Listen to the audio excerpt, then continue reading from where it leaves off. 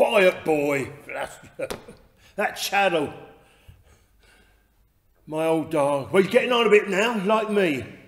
And like his name, he's always at my side.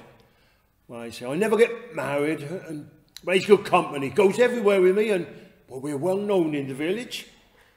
But 2 or 3 weeks ago, we went a bit farther than we normally go.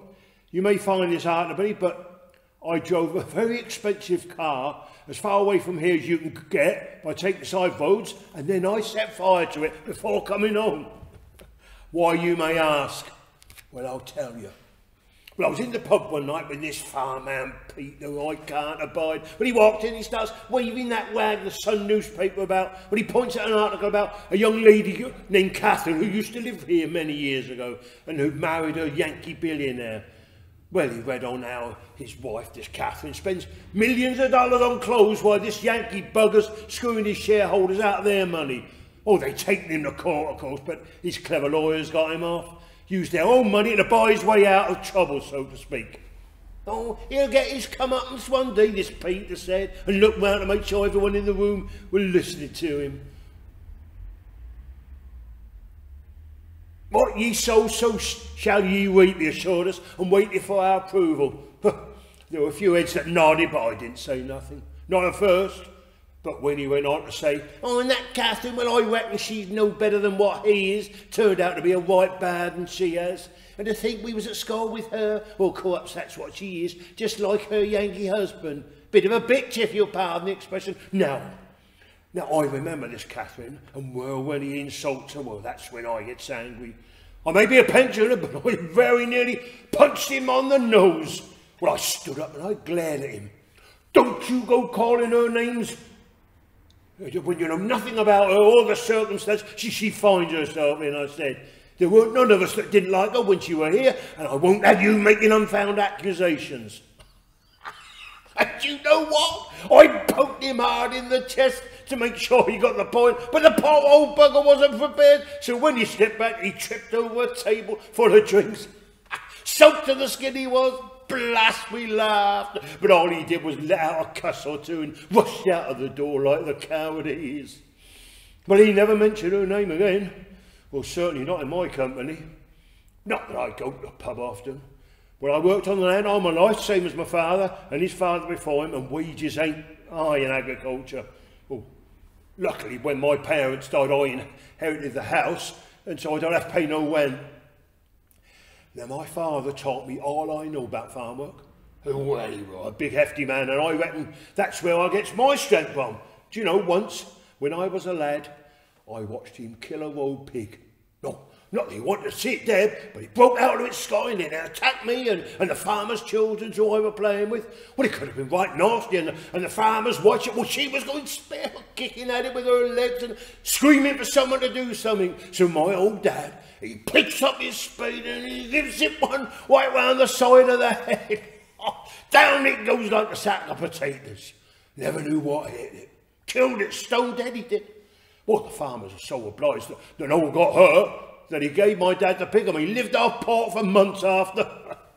Fair old times, eh?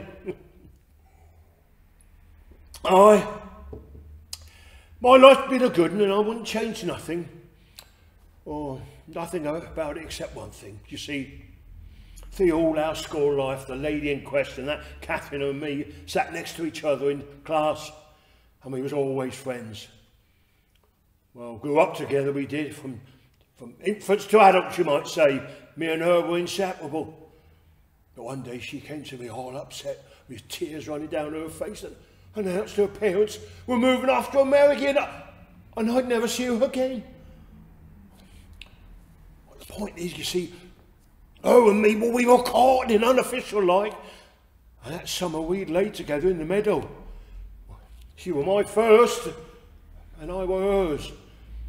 And when they took her away, well, it fair broke my heart. But I never did meet anyone half as good as her, so I've lived on my own and busied myself looking after my hens and tending the garden. Well, other than that, I've kept myself busy tending the churchyard, cutting grass and hedges and all that, and, well, when they're needed, I dig the graves.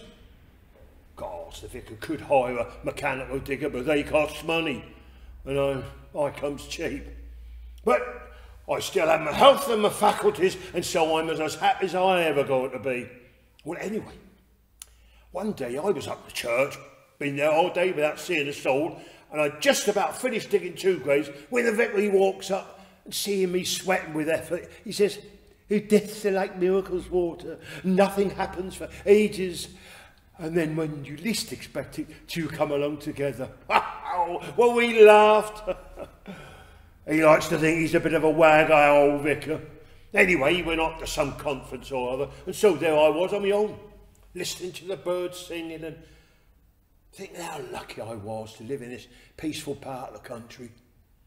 Mind you, when I started digging again, my mood soon changed. I hit something hard with my spade. Well, it was only a blasted water main, and I knew I'd done all that work for nothing. See, you can't bury something in a spot like that. As I was about to fill it in and start a new one, when I hears a car draw up, and I watched as an elegant elderly lady gets out, and she walks over towards me. "Well, I wonder if you can help me," she called. "The village is deserted and I was looking for..." Well, she stopped, not 15 feet away, appeared at me and said, "Walter?" And despite the slight American accent, I knew immediately it was her. "Catherine," I breathed, hardly be able to say her name. Well, she came, stood right in front of me, so close I could smell her perfume. Oh, I wanted to grab her and hug her, but I daren't. No, it'd been too many years. "You're not changed, still as weather-beaten as ever, tall and handsome." "You too," I said.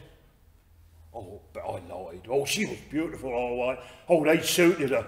But she had lots of makeup on and her hair was all plastic-like.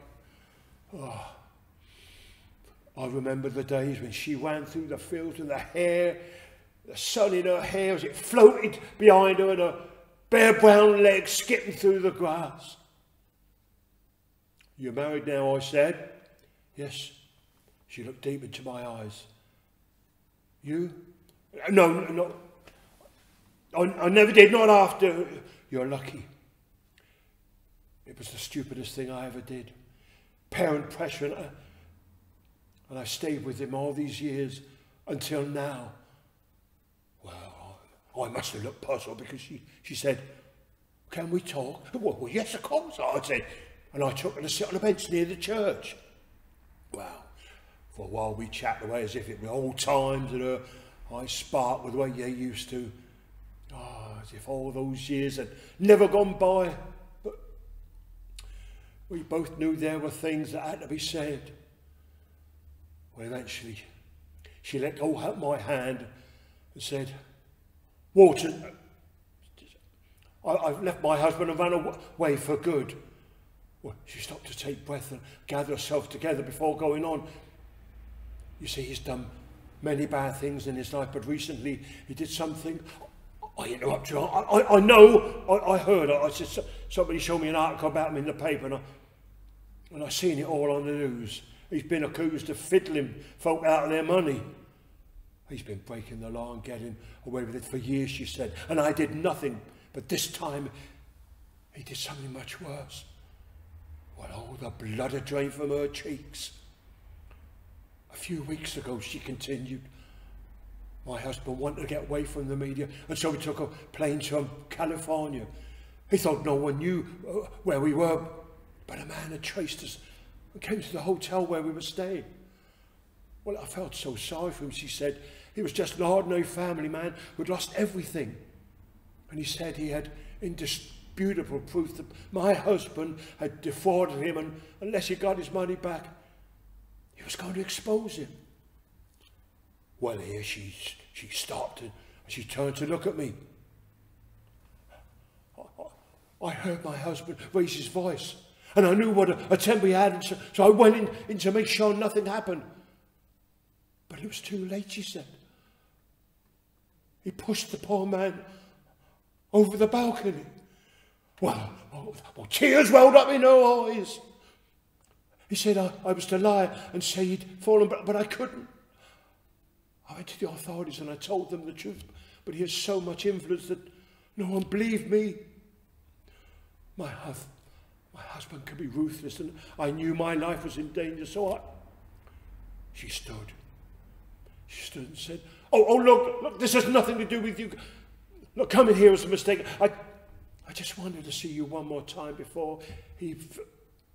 Well, suddenly she reached up and kissed me on the cheek.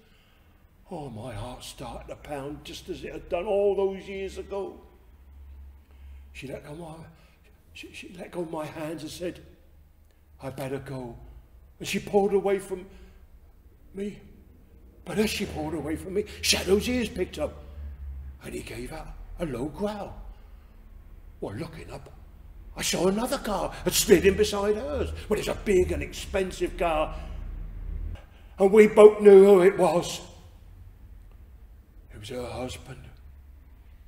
Despite her protests, I made Catherine go in the church, and I walked with Shadow back where I'd been digging. I leaned on my spade and watched as he strolled over toward us. Where is she? He drawled. I looked at him as if I was simple village yokel. No, who would that be then, sir? I said. Don't waste your time, he snarled. And seeing the church door open, said, she's in there, ain't she? Well, I shrugged my shoulders. Well, there's no one here but me and my dog, sir. And I suppose that's your vehicle, he said. And then he took out a gun. But before we had a chance to do anything, Catherine, she stepped out of the church. I'm here, leave him alone, she called. Well, he turned and he gave a sort of growl. And he pointed his gun right at her. Now, the only guns I've ever seen apart from those on telly are shotguns that they used up the farm to kill rats. But there's more than one way to kill a rat, I thought. And instinctively, just like my father had done all those years ago, I swung that spade and I caught him on the side of his head. Well, down he went like a sack of taters, just like that old pig. Now, I've seen enough bodies in my time, and so before I knelt down to examine him, I knew he was dead. Well, Catherine, she came running over, and when she saw the look on my face, she knew he was a goner as well. But cool as cucumber, I rolled him onto his back and searched his pockets. I took out his wallet and any other bits and pieces and handed them to Catherine before rolling him into the grave. God knows what she was a-thinking. She watched me fill it in, but there was no time for small talk. Well, I've driven enough farm vehicles in my time and I knows how to drive, so off we went. Me in his car with Shadow and she a following in hers. Well, no one saw us and no one knew what we'd done. So, here we are. Shadow and me sitting in my kitchen, enjoying a nice cup of tea with Catherine. Well, the burnt out car was found eventually, but despite all their modern fancy methods, the police gave up. They gave up trying to find out who did it. Later we discovered that her husband never let anyone know where he was going, so his disappearance will remain a mystery. Well, one of the things we found on him were a fake passport that I burnt. Oh, and a carpet bag of money were in his boot, full of used banknotes. Well, it's in the attic now, and we reckons, if we're careful, it'll keep us going for a few years now, won't it, Catherine? So, all ends that ends well, so to speak. Maybe that obnoxious farmhand Peter, who I was telling you about, wasn't so wrong after all, because as they say, everything comes to him who waits, and Catherine and me, well, we certainly waited. Too long, perhaps. But I reckon the villagers will soon come to terms with us living together. And so now, as they say, we're as happy as pigs in... Well, you know how that goes.